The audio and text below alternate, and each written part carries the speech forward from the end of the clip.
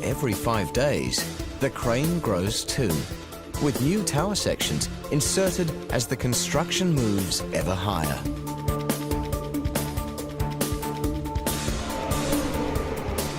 Zhu Yuyong is now working 500 meters up. But height doesn't faze this crane-driving veteran. The higher the workplace, the fresher the air. In contrast, working on the construction site on the ground could be annoying. He certainly has a room with a view. And when complete, this tower will offer the best vistas of Guangzhou city and become an attraction in its own right. 2004, and world-famous firms are competing for the contract to build Guangzhou's new icon.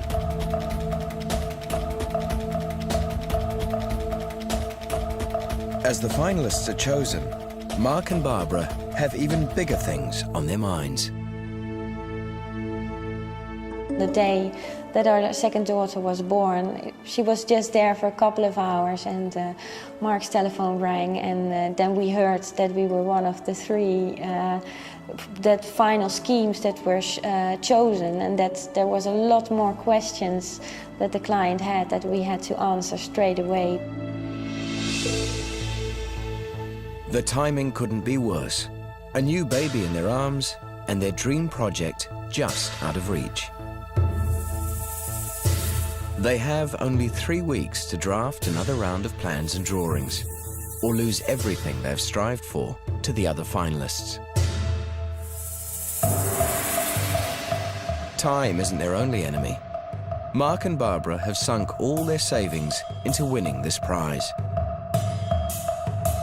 For this young family, failure could spell ruin.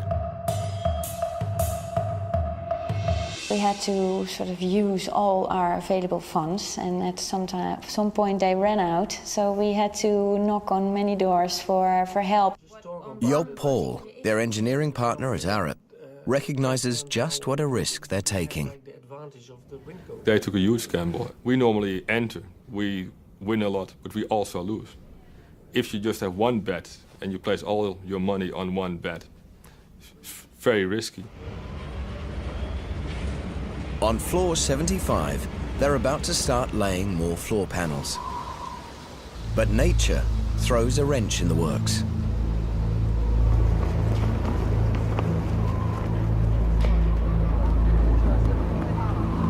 Steel supervisor Mr. Wang must decide if it's too windy to risk laying steel at this height.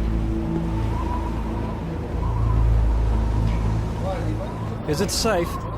Do you have your safety staff coming? This hole is in the middle of the air. A small panel could easily be blown away by the wind. The wind might even drag the worker with it. It could be very dangerous. Wind is no stranger, but a familiar foe. Guangzhou lies squarely in the path of southern China's annual series of typhoons. Around 4 tropical storms sweep through here every year. In September 2008, Typhoon Hagupit hits the southern tip of Guangdong province. It drives 28,000 from their homes and destroys more than 18,000 houses. As the tail end of Hagupit blows through Guangzhou, engineers halt construction. If a superstorm ever hit the heart of Guangzhou city, how would this slender reed withstand such a force of nature? The engineers reach out to scientists.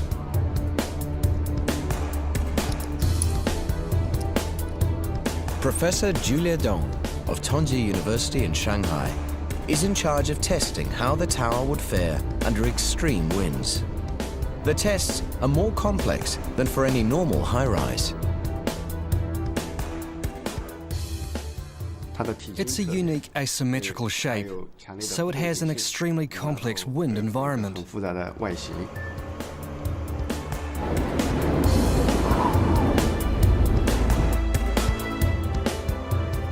Using a perfect model of the tower, they test wind pressure at different heights and wind speeds up to 160 kilometers per hour, a scale 14 hurricane. The results reveal the most vulnerable part of the building is the antenna. It will need strengthening.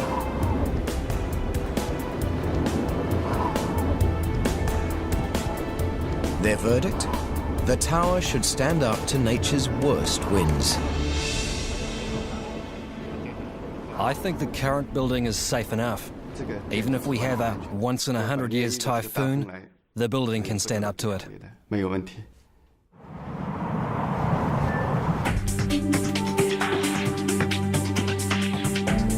After biting their nails for 6 months, Mark and Barbara finally learn they've won the design for the Guangzhou TV tower.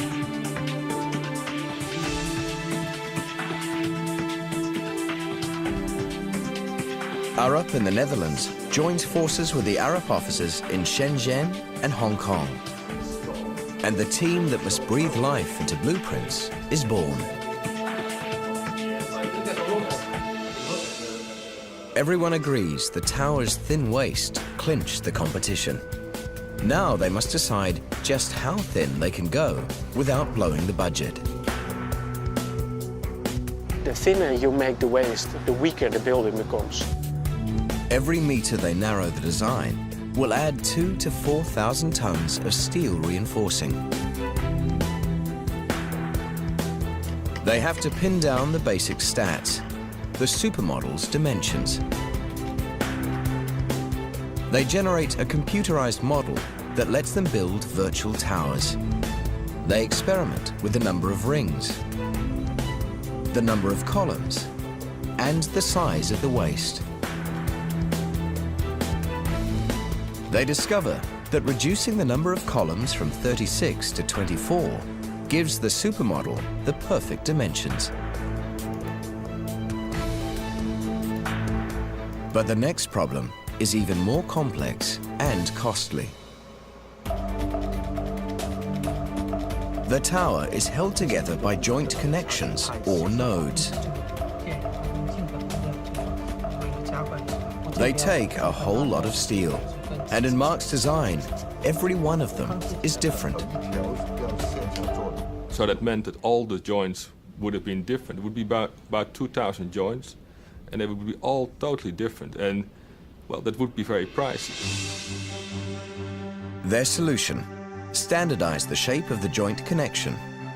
Though each node is still one of a kind, they'll be easier to mass produce.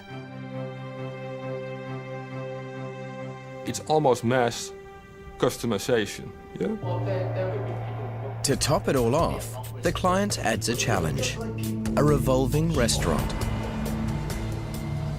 We have an elliptical concept, basically, an elliptical building. So it is impossible to make that rotate. Their solution: design a circular restaurant that rotates around the concrete core.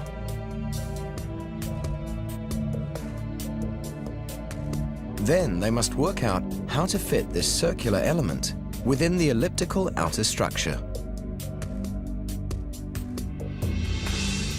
It means that you do the same work over and over and over, and sometimes you have the feeling that there is no end to it. Finally, both the architects and engineers agree they have a tower that can be built. But convincing the Guangzhou construction company is a different story. Arup takes the unusual step of commissioning a computer animation to prove this unique design can actually be built.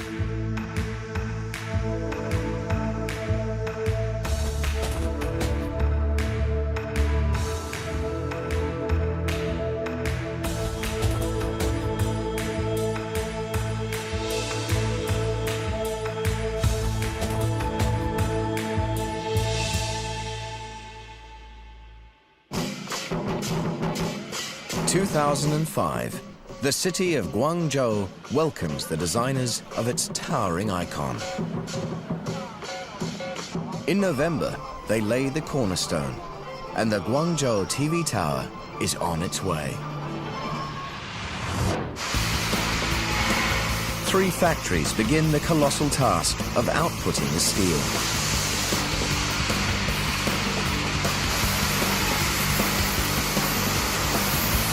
Steel is the backbone of this hybrid building.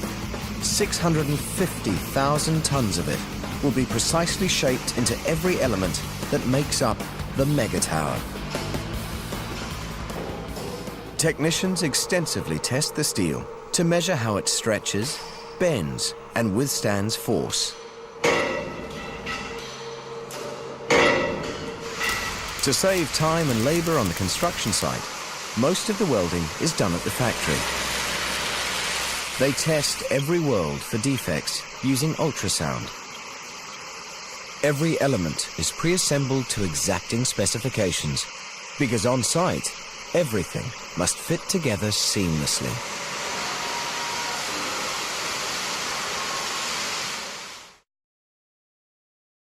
August 2006. As the manufacturing continues, the first column goes in. 2 years later, they're reaching the upper heights of construction.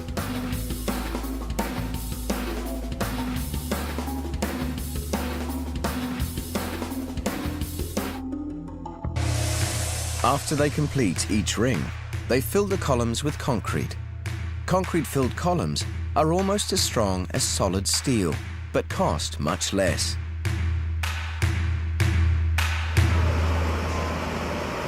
Now the construction crew begins to concrete all of the tower's 88 floors.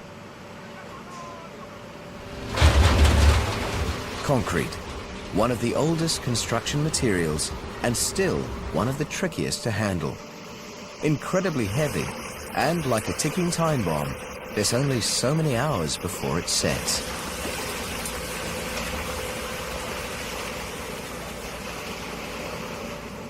But no problem for this machine. This concrete pump is state-of-the-art. It can pump concrete to the top of the tower at 30 meters per second. That's nearly 110 kilometers an hour. The main pipe carries the concrete all the way to the top and has openings on every floor.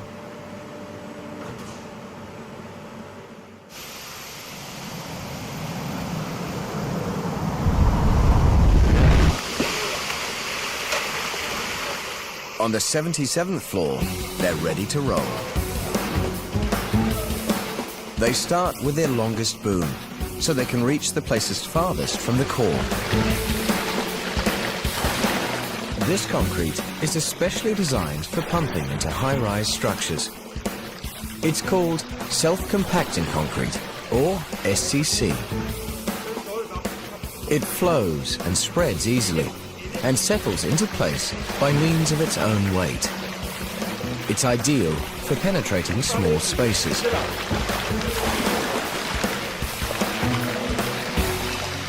It also penetrates the workers' clothing. Concrete spreader Shibing Fa knows the true meaning of concrete gumboots. These clothes can't be cleaned. I'll just rinse them a bit and then wear them again. From the laying of the foundations to the finishing of floors, Mark is never far from the action. He visits Guangzhou once a month to monitor progress. It basically feels a little bit like as if it is our baby, and therefore we have to care for it and we see it grow up. Back in Amsterdam, Barbara looks after the office and the family. She provides timely backup for Mark when he's on site. At the end of Mark's day, he can ask the Amsterdam team to turn around plans during the night, so they're ready for him in the morning.